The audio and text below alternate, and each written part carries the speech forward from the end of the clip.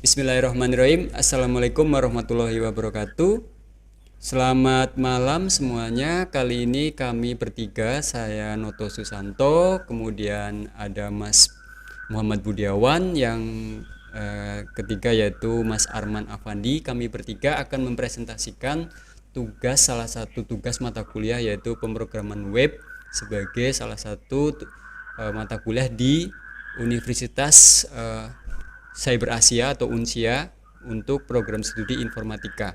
Pada kesempatan kali ini kelompok kami akan mempresentasikan yaitu tugas berbasis project base, yaitu membuat IMS inventory atau Information Management System Inventory atau aplikasi penyimpanan ya barang. Terus kita akan menggunakan salah satu framework Laravel, yaitu salah satu framework open source untuk PHP. Kemudian nanti juga kita akan membahas tentang konsep MVC ya sebagai salah satu pembelajaran di mata kuliah ini.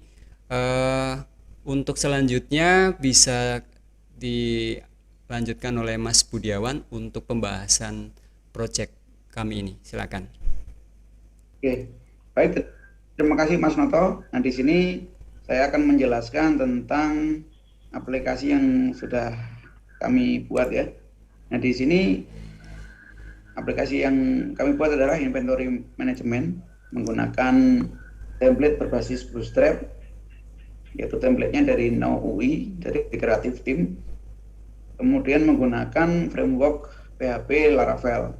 Nah, di Laravel ini kita memakai konsep MVC atau Model View Controller untuk memisah-misahkan antara tampilan, kemudian proses yang akan diproses, kemudian database atau komunikasi database. Dari awal tampilan ini adalah sebuah tampilan yang ditampilkan oleh views. Nah, views ini bisa kita lihat di source code-nya. Misalnya daftar barang ya. Jadi ini kan daftar barang gitu ya. Jadi tampilan ini kan daftar barang. Ini views source code-nya seperti ini, source-nya. Ini adalah views yang dimaksud dalam konsep MVC. Ini masuknya kalau di Laravel ini masuknya ke resources, kemudian views, kemudian masuk ke folder yang kita buat, baru ini ada beberapa views yang sudah kita buat. Nah, contohnya seperti ini views untuk penerimaan barang.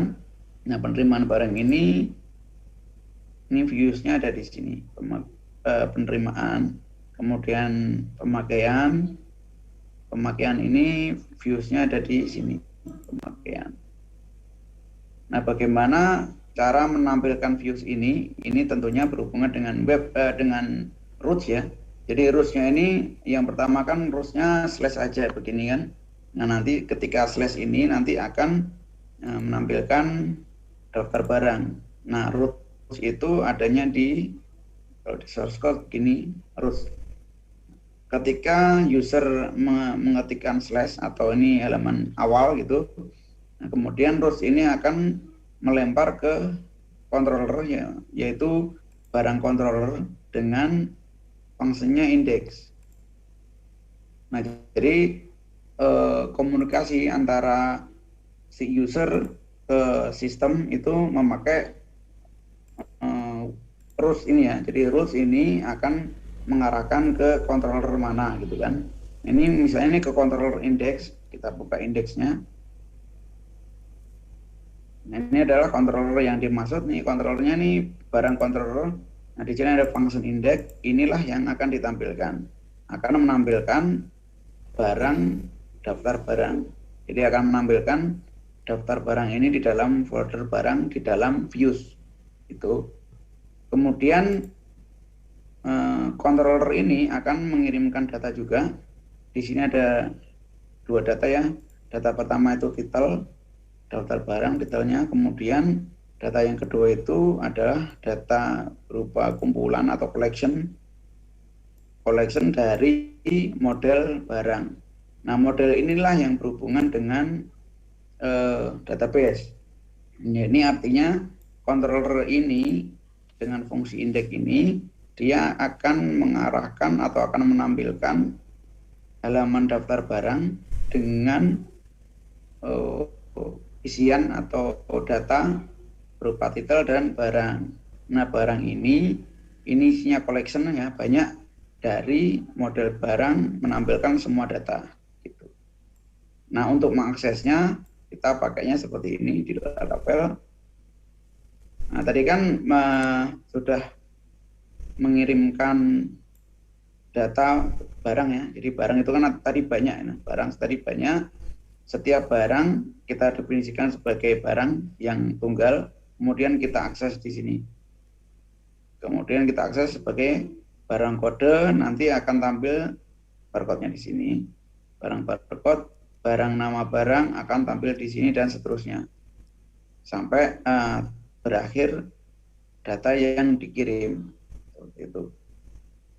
Nah, seperti itu untuk konsep MVC-nya. Untuk cara pemakaian aplikasinya nanti akan disampaikan oleh Mas Arman. Untuk Mas Arman, silakan saya persilakan. Baik, terima kasih Mas Budiawan. Selanjutnya saya akan menjelaskan penggunaan aplikasi IMS Inventory yang telah kami buat ya. Jadi di sini terlihat di sidebar-nya ada 3 menu. Ada menu daftar barang, kemudian selanjutnya ada menu penerimaan barang. Nanti akan muncul form yang untuk diisi sesuai dengan barang yang kita terima. Selanjutnya ada menu pemakaian barang. Oke, pertama kita masuk ke daftar barang. Jadi apabila kita ingin memasukkan barang ke daftar barang kita bisa menekan tombol tambah barang. Misalnya kita contohkan mengisi satu barang ya dengan barcode misalnya 234657. Nah, di sini untuk barcode-nya sendiri kita hanya bisa memasukkan angka ya, tidak bisa memasukkan huruf. Ini saya tes menekan A, S, tapi tidak bisa. Jadi hanya huruf yang bisa di-input ke dalam barcode-nya. Kemudian untuk nama barang, misalnya speaker. Jumlahnya misalnya 5, jadi satuannya ada 5 pieces. Harga belinya ini juga hanya bisa memasukkan angka, tidak bisa memasukkan huruf. Misalnya harga belinya 100.000. Statusnya available ya. Kemudian kita simpan. Nah, akan muncul notifikasi berhasil menambahkan barang. Kemudian barang yang kita tambahkan tadi sudah masuk ya ke daftar barang kita. Ada speaker, jumlahnya 5 buah, satuannya pieces, harga belinya 100.000, kemudian statusnya available. Selanjutnya di daftar barang ini ada dua tombol action, ada edit dan hapus. Nah, misalnya kita akan merubah nama dari keyboard ini, perlu kita edit. Kita tinggal menekan tombol edit, kemudian formnya muncul, kita ganti. Misalnya mau masukkan merek keyboard Dell.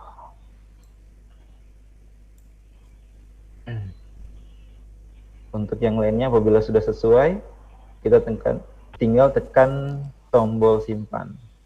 Kemudian ada notifikasi bahwa barang berhasil diupdate dan di sini sudah muncul sesuai dengan yang kita update. Selanjutnya untuk tombol hapus, di sini kita lihat ada mouse wireless, tapi statusnya sudah not available ya, berarti bisa kita hapus. Kita tinggal menekan tombol hapus, kemudian ada untuk memverifikasi apakah yakin mungkin menghapus mouse wireless. Ketika kita menekan tombol OK, maka notifikasi akan muncul data berhasil dihapus dan data tersebut akan terhapus dari daftar barang kita. Itu untuk di menu daftar barang. Selanjutnya kita masuk ke penerimaan barang. Nah, untuk penerimaan barang sendiri apabila barang yang akan kita terima sudah ada di daftar barang kita, jadi kita tinggal memilih. Misalnya di sini mouse Bluetooth kita terima lagi dengan jumlah 10. Nah, apabila kita ingin mensimpan, tinggal tekan tombol simpan. Apabila membatalkan, kita tekan tombol batal. Jadi ini kita simpan dulu ya. Nah, kita simpan. Nah, di sini mouse Bluetooth-nya jumlahnya sudah bertambah sesuai dengan yang kita tambahkan tadi. Itu untuk penerimaan barang. Selanjutnya ke pemakaian barang. Nah, apabila barangnya kita keluarkan dari daftar barang kita, di sini sama seperti tadi, barangnya bisa kita pilih. Misalnya di sini saya akan mengeluarkan monitor LG sebanyak 3. Kemudian saya menekan simpan. Kita akan kembali ke daftar barang, dan di sini yang tadinya jumlahnya 7, karena kita keluarkan 3,